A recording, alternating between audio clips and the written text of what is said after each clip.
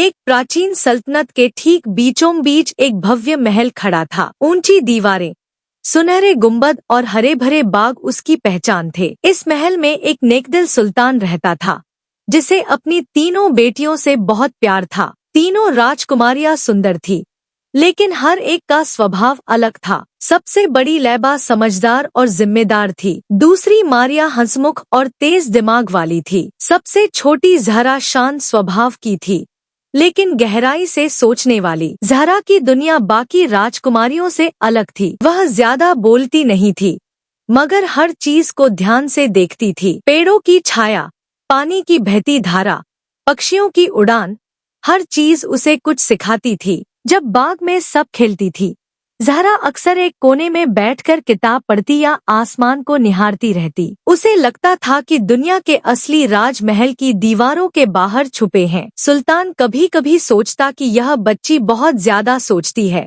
लेकिन उसे यह अंदाजा नहीं था कि यही सोच एक दिन ज़हरा को ऐसी ताकत देगी जो किसी जादू से भी बड़ी होगी। बचपन से ही ज़हरा रात के समय बाग में अकेले टहलती, सितारों से बातें करती और कहती, एक दिन मैं अपनी किस्मत खुद चुनूंगी। एक दिन महल में अजीब सी खामोशी छा गई। दरवाजे खुले और काले लिबास में एक जादूगर अंदर आया। उसकी आवाज भारी और आंखें रहस्यमयी थी। उसने कहा कि वह राजकुमारियों को ऐसा ज्ञान दे सकता है जो दुनिया के सारे राज खोल दे। सुल्तान ने पूछा, इसके बदले क्या चाहिए? जादूगर बोला, एक बेटी। सुल्तान का दिल कांप उठा, मगर ज्ञान और ताकत की चाह में उसने हाँ कर दी। इस तरह तीनों राजकुमारियां जादूगर के साथ चली गईं। जादूगर का महल पहाड़ों के बीच छुपा हुआ था। वह जगह रहस्यमयी और सन्नाटे से भरी थी। समय का एहसास खत्म हो जाता था। दिन बीतते गए, राजकुमारियां सीखती रहीं,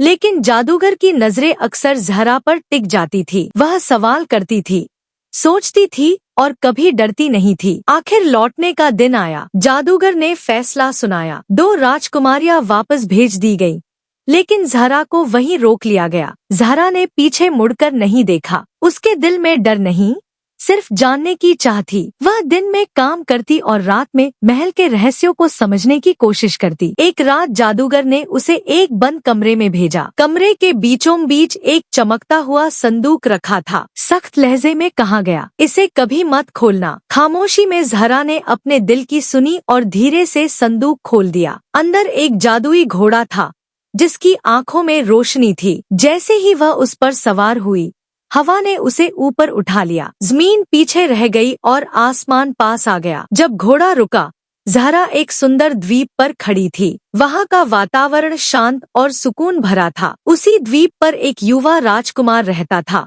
जो अपनी सल्तनत से दूर आया हुआ था। वह अकेला था, लेकिन दिल से बहुत नरम था। उसने ज़हरा को कैदी की तरह नहीं, बल्कि एक इंसान के रूप में देखा। दिन बीतते गए, बातें होने लगी। यह प्रेम जल्दबाजी में नहीं पनपा, बल्कि भरोसे और समझ से धीरे धीरे बढ़ा। लेकिन ज़हरा जानती थी कि उसे वापस जाना होगा। वह वादा करके लौट आई, मगर जादूगर सब कुछ जान चुका था। गुस्से में उसने ज़हरा पर जादू कर दिया। उसकी आवाज छिन गई और वह एक सफेद बिल्ली बन गई। बिल्ली बनने के बाद भी उसकी आंखों में समझ और हिम्मत बाकी थी। कुछ दिनों बाद वही राजकुमार जंगल में आया। उसकी नजर उस बिल्ली पर पड़ी और दिल ने तुरंत कहा कि यह कोई साधारण बिल्ली नहीं है। वह उसे अपने महल ले आया। एक रात चांदनी में बिल्ली ने इंसानी आवाज में अपनी पूरी कहानी सुना दी। राजकुमार ने फैसला किया कि वह उसे एक नेकदिल जादूगरनी के पास ले जाएगा, जो जंगल के गहरे हिस्से में रहती थी। जादूगरनी ने कहा, यह जादू ताकत से नहीं टूटेगा, इसे इलाज चाहिए, लड़ाई नहीं। उसने बताया कि एक गुप्त पहाड़ी पर ऐसा पानी बहता है जो जादू से मुक्त है। अगर वह पानी ज़हरा को छू ले तो वह अपनी असली शक्ल में